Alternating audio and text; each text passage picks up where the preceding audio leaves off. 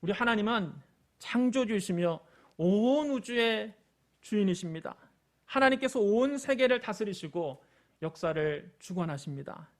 이사야서를 잘 읽어보면 하나님께서 이스라엘과 유다에 관해서만 예언하신 것이 아니라 아수르, 바벨론, 블레셋, 모압, 다메섹, 구스, 애굽, 두마, 아라비아, 두로와 시돈에 대해서도 예언하십니다. 그런데 이 땅에 사는 대부분의 주민들은 죄로 말미암아 마지막 심판 때 하나님께 심판을 받게 됩니다. 이사야 24장 1절로 13절에 이렇게 기록되어 있습니다. 보라, 여호와께서 땅을 공허하게 하시며 황폐하게 하시며 지면을 뒤엎어 엎으시고 그 주민을 흩으시리니 백성과 제사장이 같을 것이며 종이 상정과 같을 것이며 여종과 여주인이 같을 것이며 사는 자와 파는 자가 같을 것이며 빌려주는 자와 빌리는 자가 같을 것이며 이자를 받는 자와 이자를 내는 자가 같을 것이라. 땅이 온전히 공허하게 되고 온전히 황무하게 되리라. 여호와께서 이 말씀을 하셨느니라. 땅이 슬퍼하고 쇠잔하며 세계가 쇠약하고 쇠잔하며 세상 백성 중에 높은 자가 쇠약하며 땅이 또한 그 주민 아래서 더럽게 되었나니 이는 그들이 율법을 범하며 율례를 어기며 영원한 언약을 깨뜨렸습니다. 그러므로 저주가 땅을 삼켰고 그 중에 사는 자들이 정죄함을 당하였고 땅의 주민이 불타서 남은 자가 적도다. 새 포도즙이 슬퍼하고 포도나무가 쇠잔하며 마음이 즐겁던 자가 다 탄식하며 소고치는 기쁨이 그치고 즐거워하는 자의 소리가 끊어지고 수금 타는 기쁨이 그쳤으며 노래하면서 포도주를 마시지 못하며 독주는 그 마시는 자에게 쓰게 될 것이라. 약탈을 당한 성읍이 허물어지고 집마다 닫혀서 들어가는 자가 없으며 포도주가 없으므로 거리에서 부르짖으며 모든 즐거움이 사라졌으며 땅의 기쁨이 소멸되었도다. 성읍이 황무하고 성문이 파괴되었느니라. 세계 민족 중에 이러한 일이 있으리니 곧 감람나무를 한 등 갖고 포도를 거둔 후에 그 남은 것을 주움 같을 것이니라. 마지막 때 있을 모습입니다. 최후의 심판 때는 땅이 완전히 공허하게 되고 완전히 황폐해질 것입니다. 하나님께서 땅을 뒤엎으시고 그 주민들을 다 흩어버리실 것입니다. 이 일이 모든 사람에게 똑같이 미칠 것입니다. 땅이 메마르고 시들 것입니다. 세상에 생기가 없고 시들 것입니다. 땅에서 높은 자리를 차지한 사람들도 생기를 잃을 것입니다. 땅이 사람 때문에 더럽혀졌습니다. 사람이 율법을 범하고 율례를 어기고 영원한 언약을 깨뜨렸기 때문입니다. 그러므로 땅은 저주를 받고 거기에 사는 사람이 형벌을 받습니다. 땅의 주민들이 불에 타서 살아남은 자는 얼마 되지 않을 것입니다. 마음의 기쁨이 가득 찼던 사람들이 모두 다 그때에는 탄식할 것입니다. 소고치는 기쁨이 그치고 즐거워하는 자의 소리도 끊어지고 수금을 타는 기쁨도 그칩니다. 사람들이 다시는 노래를 부르며 포도주를 마시지 않을 것입니다. 무너진 성읍은 황폐한 그대로 있고 집들은 모두 다 닫혀 있고 들어가는 사람이 하나도 없을 것입니다. 모든 기쁨은 슬픔으로 바뀌고 땅에서 즐거움은 사라집니다. 도시는 폐허가 된 채로 버려져 있습니다. 세계 모든 민족에게 이런 일이 있을 것입니다. 우리가 이 말씀만 들어보면 인류의 미래는 참으로 암울합니다. 그러나 우리 하나님은 진노 중에도 긍휼을 잊지 않으시는 분입니다. 하나님의 심판이 죄 가운데 살고 있는 사람들에게는 절망이지만 구원받은 우리에게는 영원한 소망이 되는 것입니다.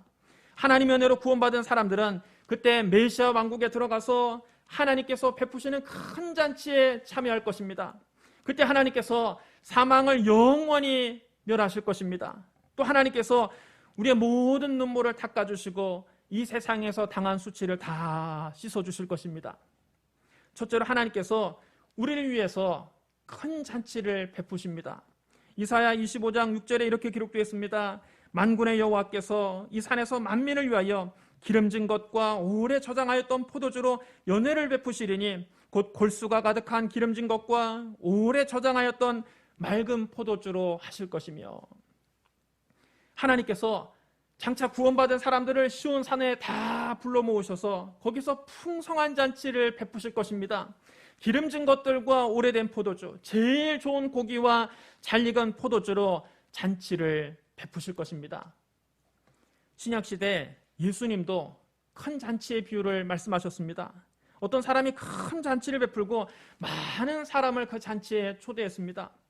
이스라엘에서는 혼인잔치 같은 큰 잔치를 베풀 때 먼저 온 동네 사람들에게 종을 보내서 잔치 소식을 미리 알립니다. 이때 초대받은 사람은 자기가 그 잔치에 참여할 것인지 참여하지 않을 것인지를 알려줘야 합니다. 그래야 잔치집 주인이 참석할 사람들의 숫자에 맞춰서 음식도 준비하고 선물도 준비하고 잔치를 준비할 수 있기 때문입니다.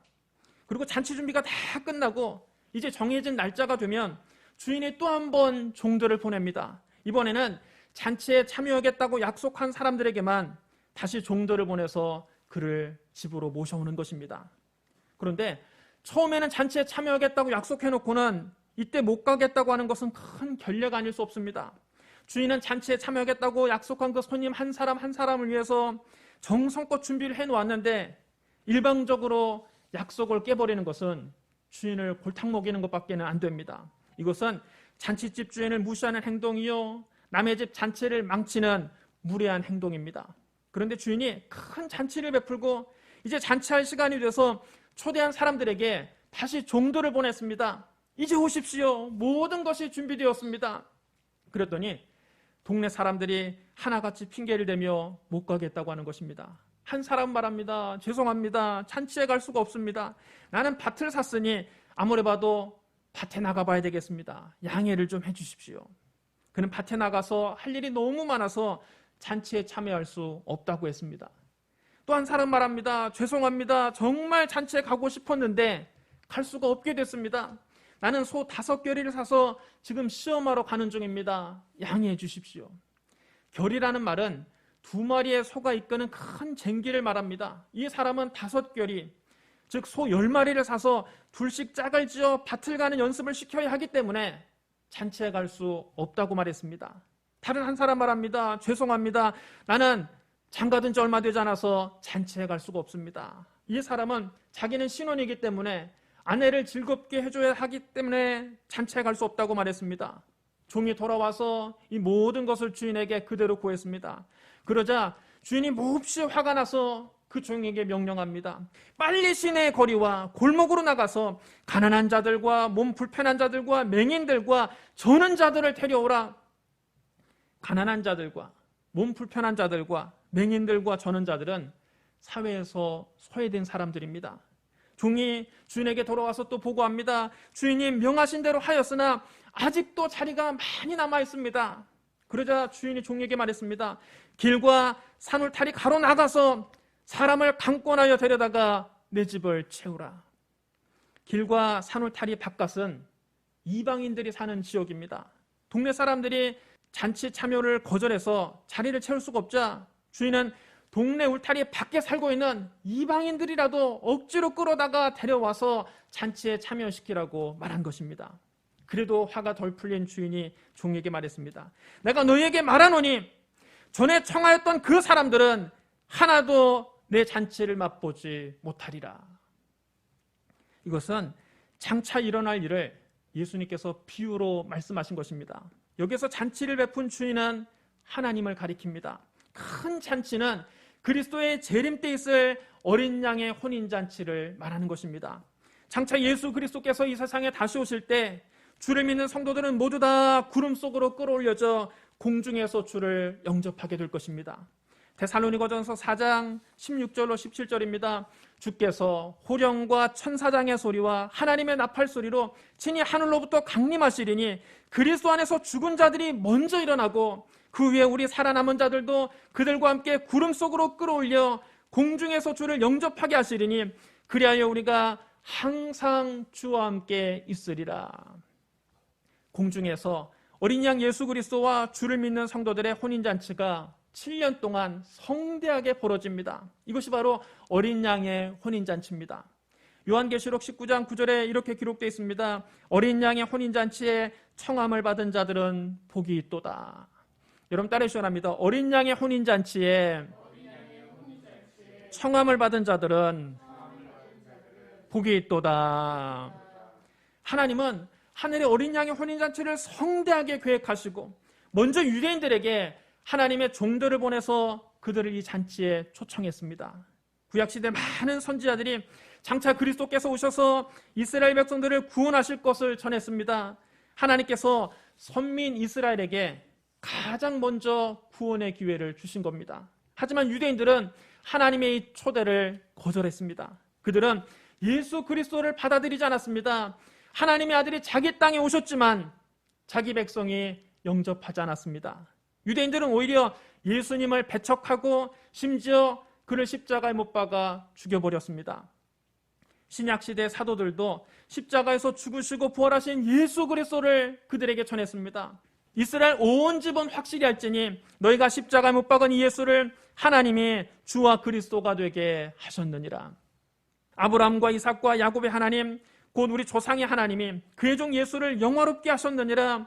너희가 그를 넘겨주고 빌라도가 놓아주기로 결의한 것을 너희가 그 앞에서 거부하였으니 너희가 거룩하고 의로운 일을 거부하고 도리어 살인한 사람을 놓아주기를 구하여 생명의 주를 죽였도다. 그러나 하나님이 죽은 자 가운데서 그를 살리셨으니 우리가 이 일의 증인이라. 너희가 나무에 매달아 죽인 예수를 우리 조상의 하나님이 살리시고 이스라엘에게 회개함과 죄사함을 주시려고 그를 오른손으로 높이사 임금과 구주로 삼으셨느니라. 우리는 이 일의 증인이요 하나님이 자기에게 순종하는 사람들에게 주신 성령도 그러하니라. 일부 유대인들은 이 복음을 듣고 마음이 찔려서 회개하고 세례를 받았지만 대부분의 유대인들은 그리스도의 십자가 복음을 거절했습니다.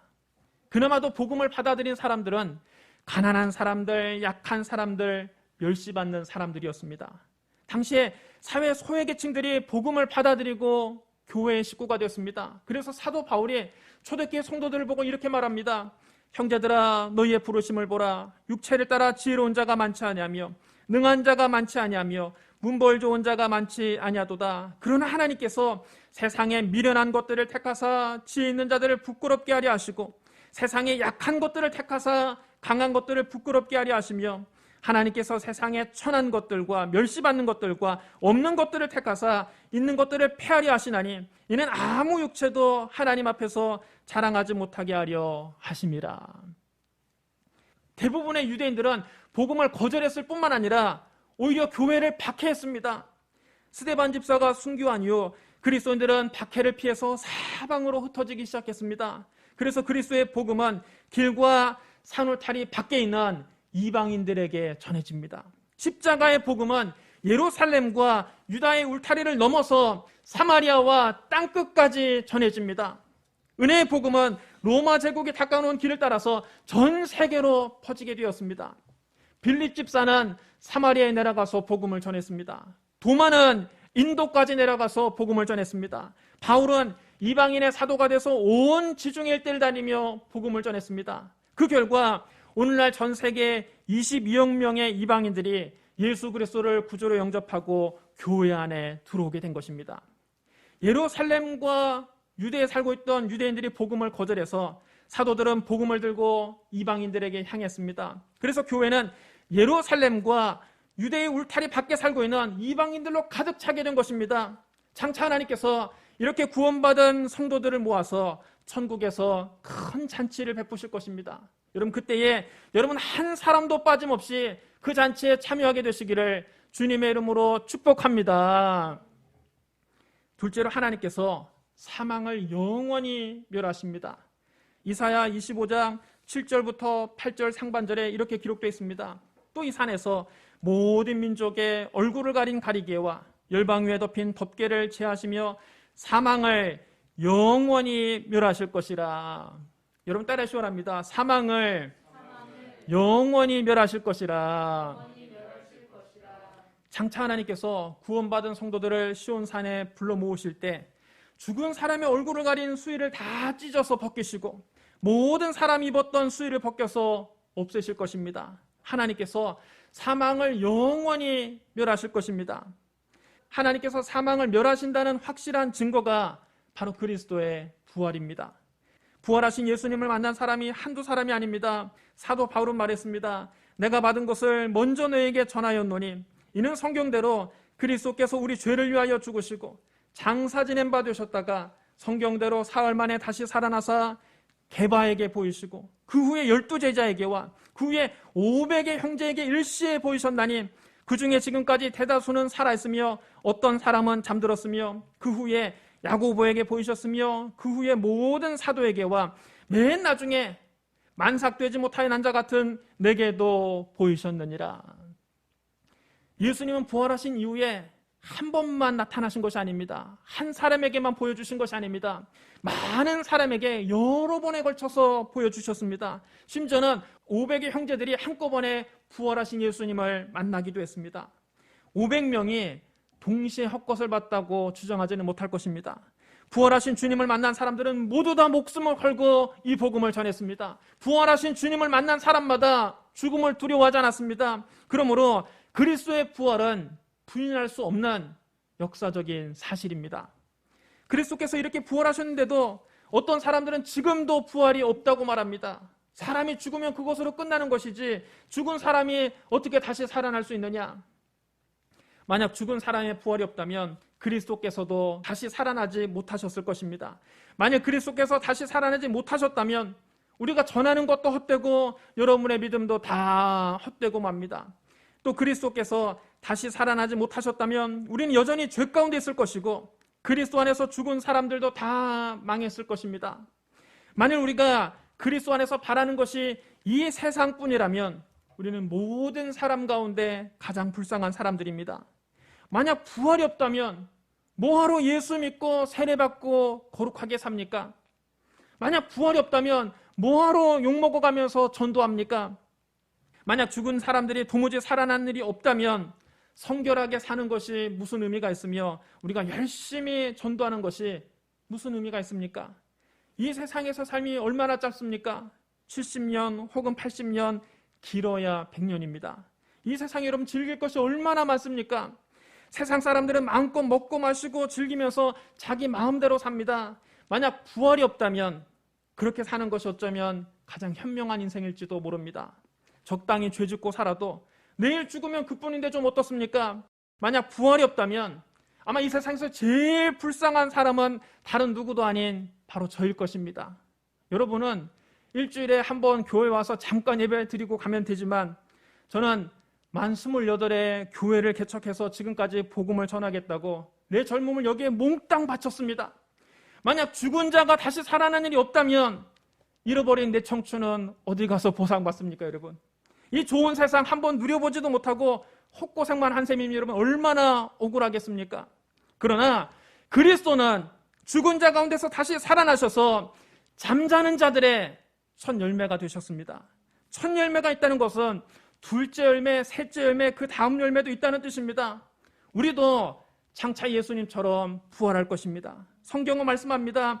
그리스도께서 죽은 자 가운데서 다시 살아나사 잠자는 자들의 첫 열매가 되셨도다. 사망이 한 사람으로 말미암았으니 죽은 자의 부활도 한 사람으로 말미암는도다.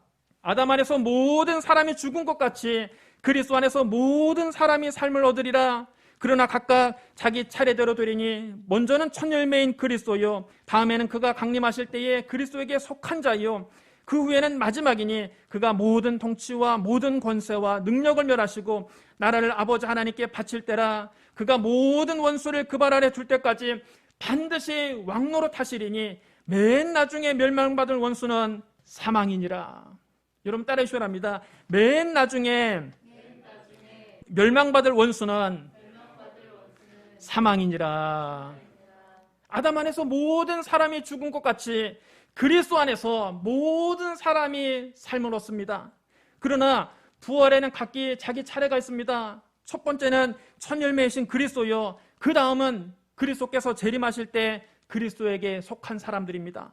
예수님께서 호령과 천사장의 소리와 하나님의 나팔 소리와 함께 하늘에서 내려오실 때 그리스도를 믿다가 죽은 사람들이 먼저 부활할 것입니다. 그 후에 그리스도의 재림 때까지 살아남은 사람들도 그들과 함께 구름 속으로 끌어올려져 공중에서 주님을 만날 것입니다. 바로 이것이 그리스도께서 재림하실 때 일어날 믿는 자들의 부활입니다.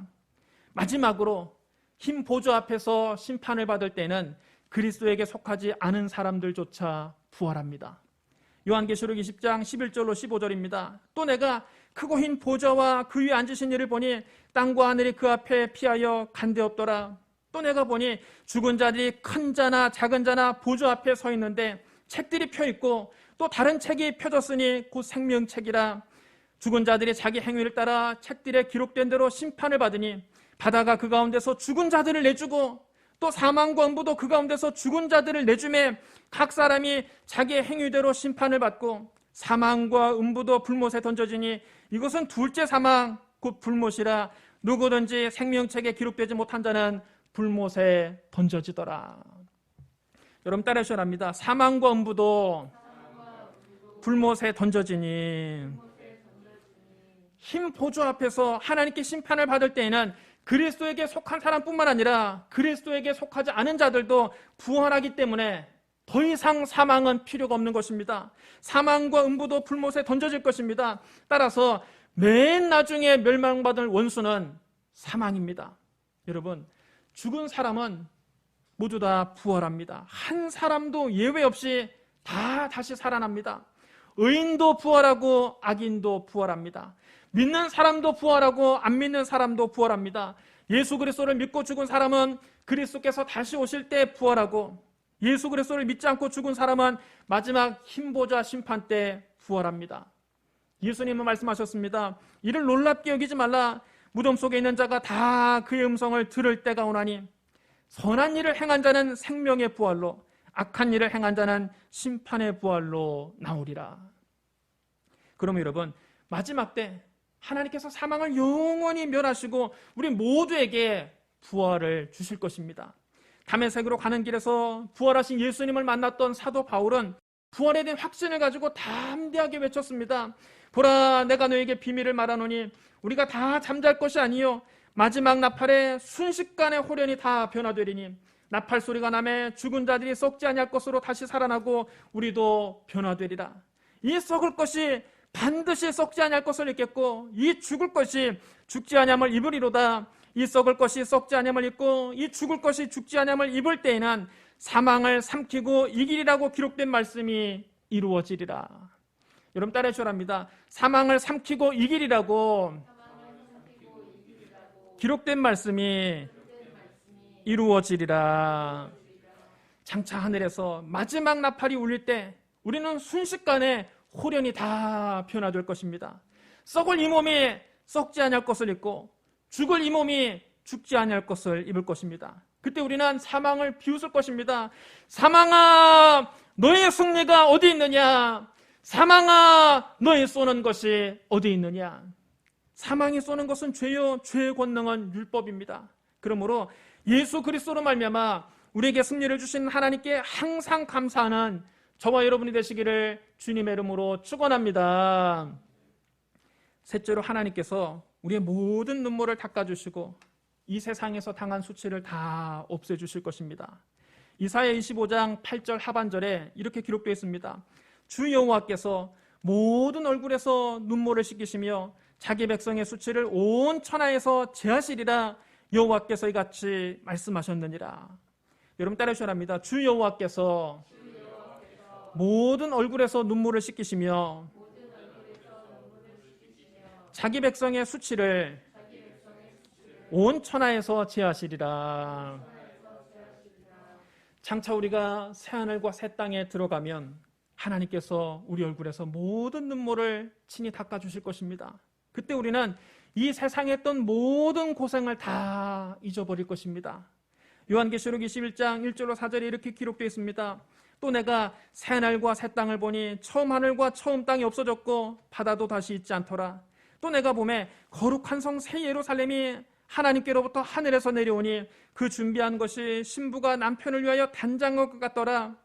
내가 들으니 보좌에서 큰 음성이 나서 이르되 보라, 하나님의 장막이 사람들과 함께 있으매 하나님이 그들과 함께 계시리니 그들이 하나님의 백성이 되고 하나님은 친히 그들과 함께 계셔서 모든 눈물을 그 눈에서 닦아주시니 다시는 사망이 없고 애통하는 것이나 곡하는 것이나 아픈 것이 다시 있지 아니하리니 처음 것들이 다 지나갔음이로라.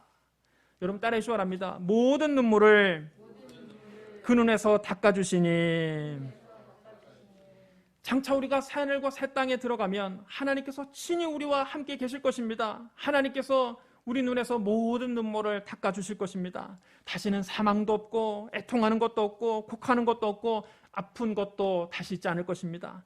이전 것들이 다 사라졌기 때문입니다.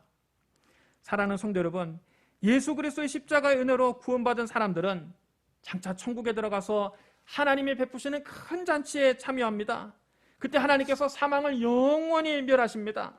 또 하나님께서 우리 눈에서 모든 눈물을 닦아주시고 이 세상에서 당한 모든 수치를 없애주십니다.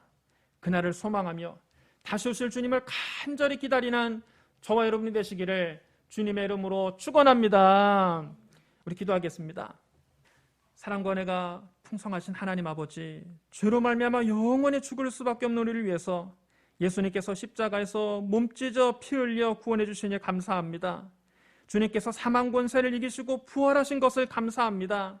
하나님께서 우리를 위해 새하늘과 새 땅과 새 예루살렘을 예비해 주시니 감사합니다. 우리 성도들 한 사람도 빠짐없이 하나님이 예비하신 천국잔치에 다 참여하게 하여 주시옵소서.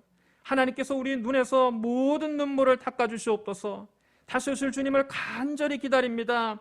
아멘. 주 예수여 오시옵소서. 예수님 이름으로 감사하며 기도드리옵나이다. 아멘.